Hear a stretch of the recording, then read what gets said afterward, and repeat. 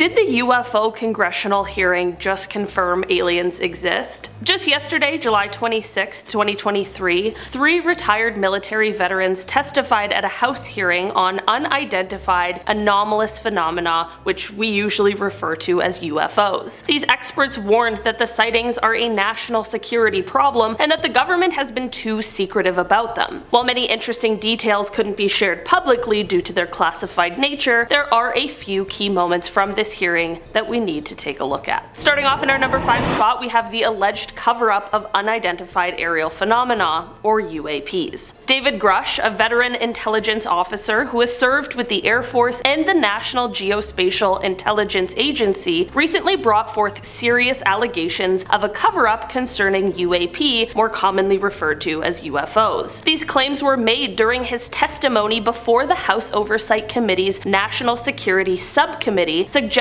a potentially significant obstruction of transparency within the government's executive branch agencies. Grush's experience with UAPs is extensive. He has served 14 years as a military intelligence officer, part of which involved serving on 2 Pentagon task forces dedicated to investigating these anomalous phenomena. This placed him in a very unique position to access classified programs and information, offering him an insider's view into the government's interactions with UAPs. During the hearing, Grush declared that Congress, the very institution responsible for comprehensive legislative oversight, is being intentionally kept uninformed about these unexplained occurrences. His assertion implies that significant UAP-related data, observations, and discoveries have been methodically obscured from the legislative branch of the government for years. Grush's testimony went beyond mere information withholding. He unveiled allegations of a covert operation that has spanned multiple decades, centered on the retrieval and reverse engineering of crashed UAPs. Reverse engineering involves deconstructing a captured technology to understand its mechanisms and potentially replicate or advance upon its design. This revelation implies the existence of potentially groundbreaking technological advancements kept secret from the public and Congress alike. If these allegations hold, the cover-up would represent a significant circumvention of the checks and balances system, essentially keeping Congress, responsible for military oversight, oblivious to potentially monumental national security measures. The details of this alleged cover-up remain unclear due to the classified nature of the information. However, Grush's claims have sparked a very necessary dialogue regarding transparency, the need for thorough investigation, and Congress's role in overseeing such investigations. In our number 4 spot today, we have non-human origins and biologics. If you've heard anything about the meeting, it's likely this, because everyone is talking about it. During the course of his testimony, David Grush presented some particularly startling allegations. He asserted that his extensive work in intelligence and the investigation of UAPs had led him to officials who purportedly held direct knowledge of aircrafts of non-human origins. This claim fundamentally challenges the predominant understanding of human technological capabilities and opens up a Pandora's box of questions concerning the existence and potential involvement of extraterrestrial life in these unexplained phenomena. One thing that they said in the hearing that I liked is, "We are not talking about little green men and flying saucers. We are talking about technology and capabilities that we don't even understand, let alone have access to." Grush's assertion implies that the US government is privy to technology that originates from non-human sources, a revelation with profound implications. It suggests that these unidentified aircraft, moving in ways that defy our current understanding of physics and aerodynamics, may not just be unexplained anomalies. Instead, they could represent the tangible existence of superior extraterrestrial technologies hidden away and potentially studied in secret by governmental agencies. Adding more layers to this enigmatic situation, Grush mentioned the recovery of entities termed biologics from some of these unearthly crafts. While the term biologics typically refers to medicinal products derived from natural sources, such as humans, animals, and microorganisms in the medical field, in this context it's safe to assume that it implies biological entities of non-human origin. However, Grush didn't elaborate on the nature, characteristics, or implications of these so-called biologics, leaving much room for speculation. These revelations, if validated, could potentially reframe our understanding of life beyond Earth and our technological potential. Unsurprisingly, these assertions raised a lot of questions among the congressional members present at the hearing. They seemed increasingly ready to challenge the veil of secrecy surrounding UAPs and UFOs. Grush's claims have highlighted the dire need for increased transparency and more detailed investigations on the subject. Congress's increasing willingness to delve deeper into these matters suggests a shifting paradigm in how UAPs are approached at the governmental level. The potential for unveiling secrets about non-human technology and life forms could have far-reaching implications,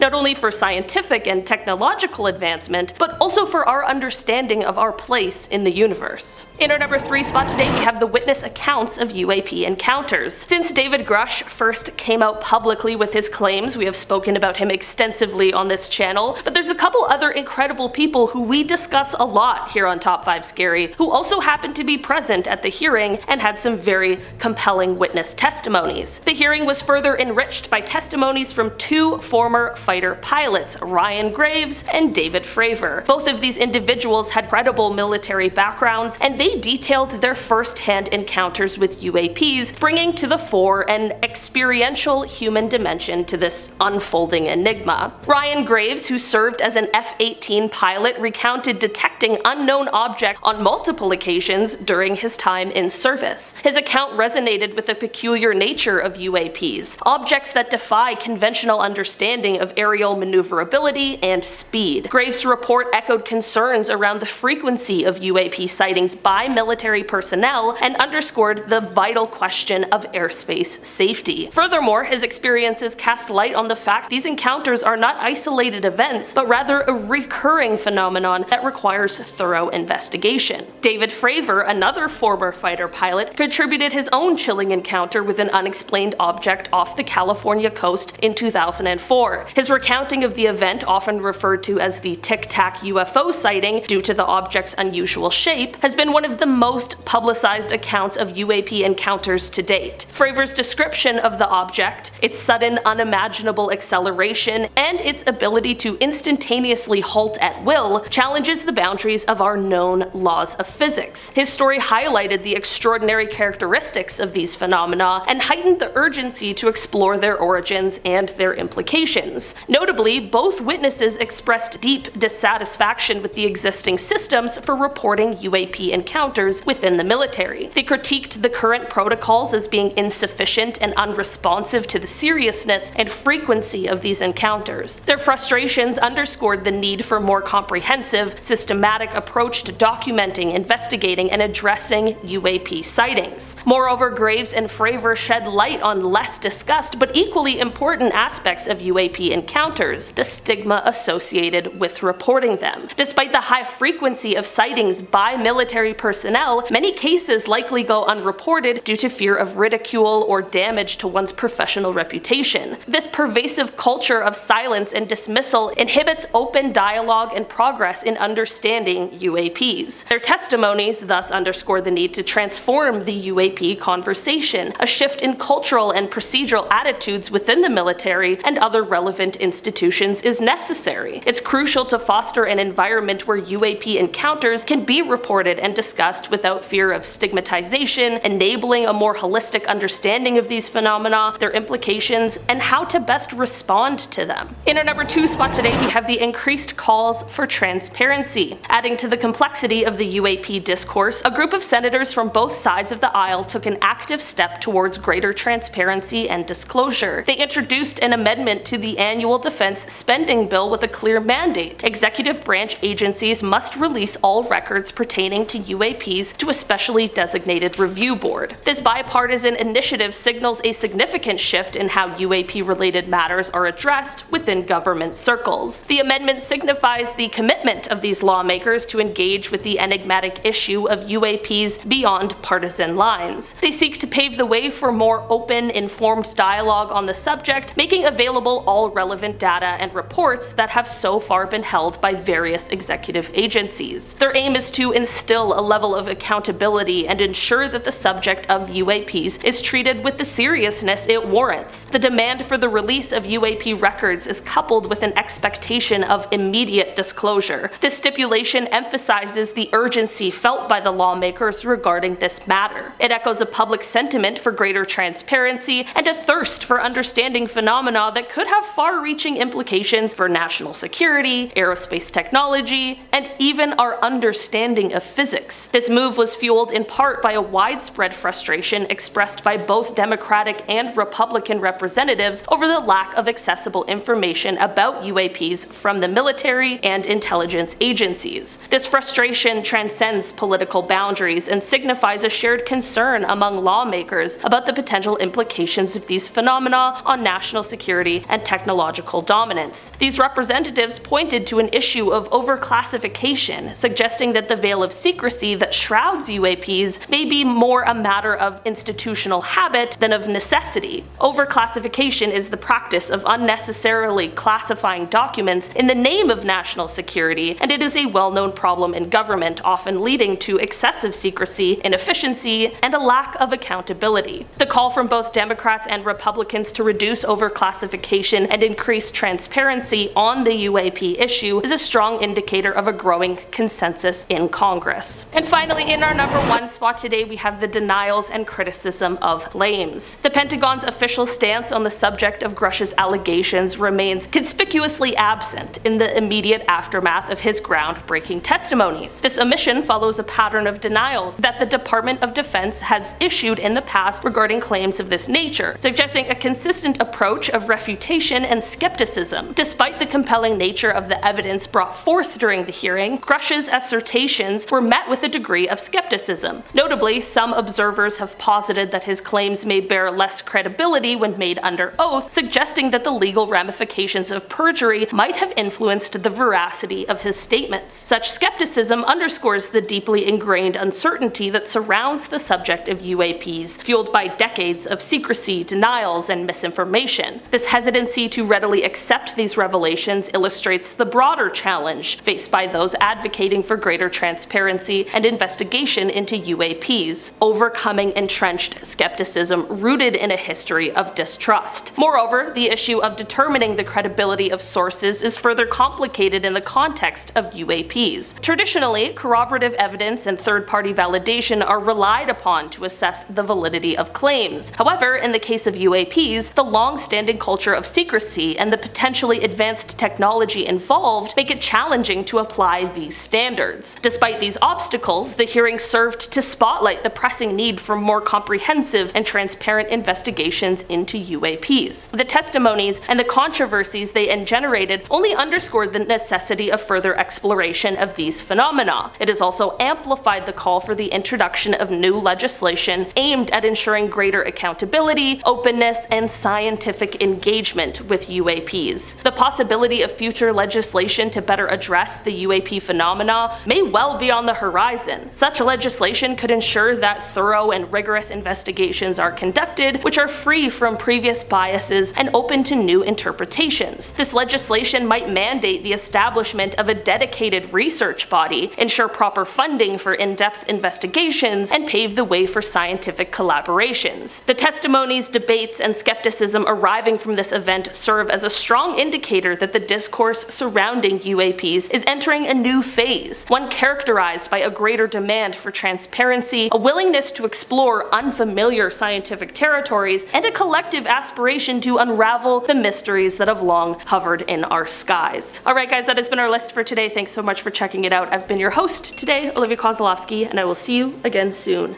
Bye!